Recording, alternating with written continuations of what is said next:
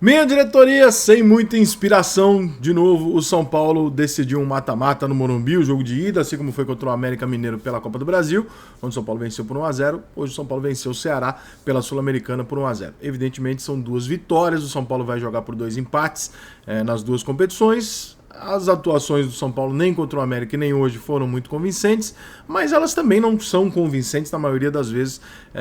Insisto aqui que o São Paulo tem um momento que, assim, se o treinador do São Paulo não fosse o Rogério Ceni, as cobranças seriam muito maiores, por ser um dos maiores, se não o maior ídolo da história do clube para muitos.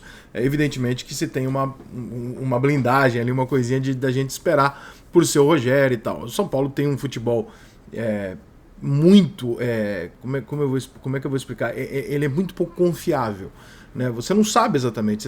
Hoje você já tem mais ou menos um time titular, você já sabe mais ou menos que o São Paulo vai jogar ou com 2 zagueiros ou com 3, mas você sabe quem são os jogadores de meio de campo do São Paulo.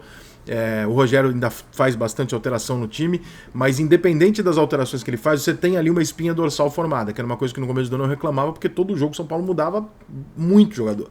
Agora não, a gente já sabe mais ou menos quem são os titulares. A gente sabe que o Gabriel Neves é titular, a gente sabe do Nestor, a gente sabe do Igor Gomes, a gente sabe do Caleri, do Luciano, né? A gente sabe que o Miranda e o Arboleda seriam titulares.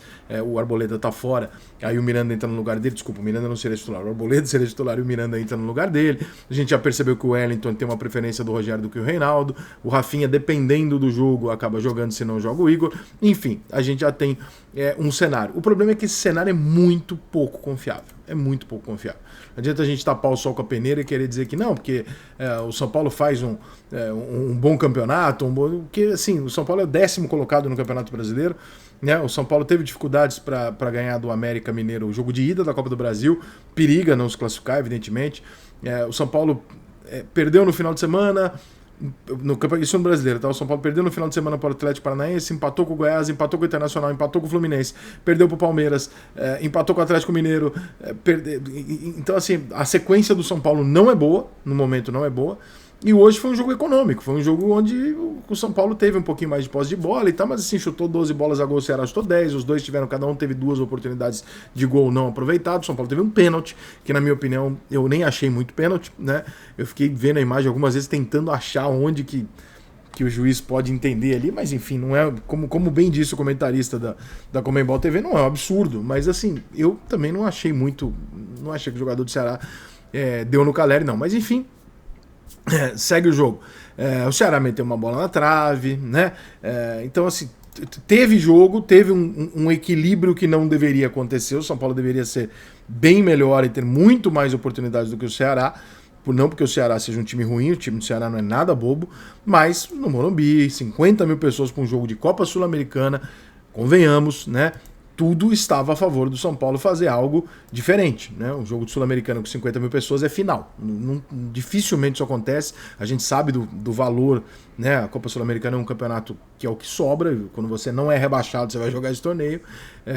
Então, assim, o São Paulo pode privilegiar a Copa Sul-Americana? Na minha opinião, não. Para mim, esse é o campeonato que sobra. O privilégio tem que ser da Copa do Brasil e, evidentemente, fazer um campeonato brasileiro aceitável. O São Paulo parece que já empurrou o brasileiro ali e deixou falar, vou ficar ali em 10º, tá tudo certo ali e tal, e vou aqui na Copa do Brasil, na Sul-Americana, que o caminho é mais curto. Só que o caminho é mais curto se você for um pouco mais efetivo. O São Paulo jogou no primeiro tempo bem ruim contra o Ceará, no segundo tempo foi para cima do Ceará e conseguiu, através de um lance individual do Nicão, o gol da vitória. Foi uma jogada, um golaço do Nicão, uma jogada dele, que ele inventou ali um chute na hora, de improviso, e acabou fazendo gol, porque coletivamente o São Paulo não chega com diversas oportunidades, o São Paulo não chega tocando a bola, criando oportunidade de gol, isso não é de hoje.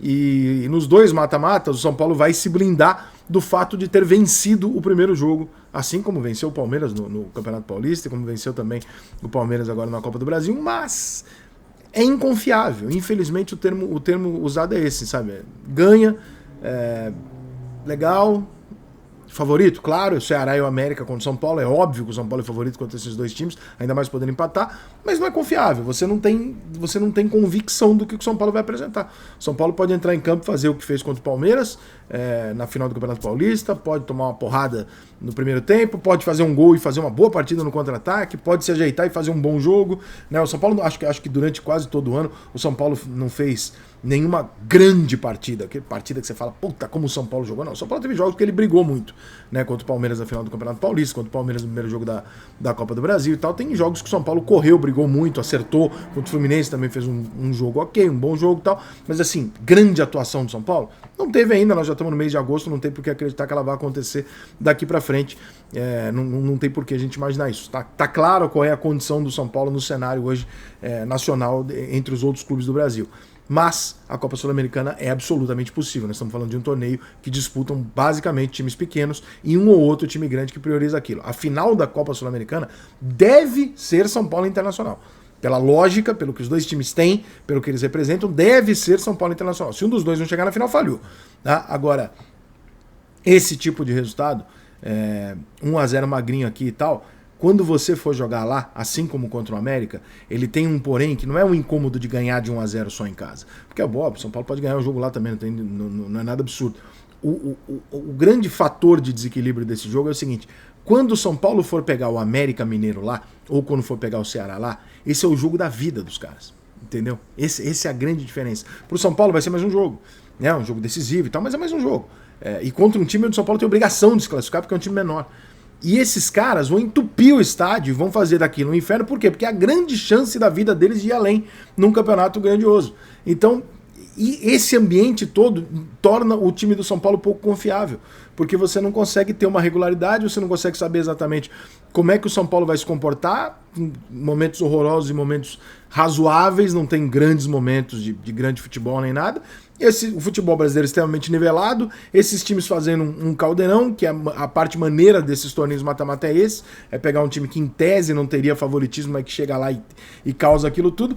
E esse ambiente te gera um desconforto. Acho que o São Paulo vai ser eliminado das duas? Não, mas eu também não acho impossível, não. O São Paulo sair das duas competições, que ele saiu daqui com 2 resultados de 1-0 e vai jogar numa condição agora diferente. Não com o pior cenário que pode existir para um time irregular, que é a obrigação de vencer. E o São Paulo agora vai ter essa obrigação, porque afinal de contas, se o São Paulo perdesse a classificação para o Palmeiras, o São Paulo tinha sido eliminado para o Palmeiras. E isso geraria um baque de rivalidade, mas seria compreensível. Se o São Paulo passa do Palmeiras e perde para o América, a reação de uma derrota para o América é uma reação de crise. A reação de uma eliminação para o Ceará é uma reação de crise. E isso pesa, o jogador do São Paulo sabe disso. Então ele já entra nesse tipo de jogo, embora sabendo da superioridade dele, ele já entra sabendo que eu não posso perder esse jogo. Contra o Palmeiras eu podia perder. Aí eu fui lá e me expulso. Hoje eu não posso perder, nem pro Ceará, nem pro América Mineiro. E com esse tempero e essa irregularidade do São Paulo dentro das próprias partidas, torna o jogo de volta absolutamente aberto nos dois cenários, porque o São Paulo é um time que não dá pra gente bancar e confiar no que a gente vai assistir. Enfim, acho que o que o São Paulo tinha como grande perspectiva para esses dois jogos é o seguinte: abre um resultado aqui, que mesmo se a gente tiver numa noite infeliz lá, a gente dá um jeito de passar. Não aconteceu. O São Paulo abriu um resultado de 1-0 nos dois jogos. Fiquem abertos, seja o que Deus quiser, né? Vamos ver. São Paulo dá sorte na Sul-Americana, porque na Copa do Brasil a gente sabe que enterraram um sapo lá no Morumbi, escrito Copa do Brasil dentro da boca dele, e tá lá até hoje.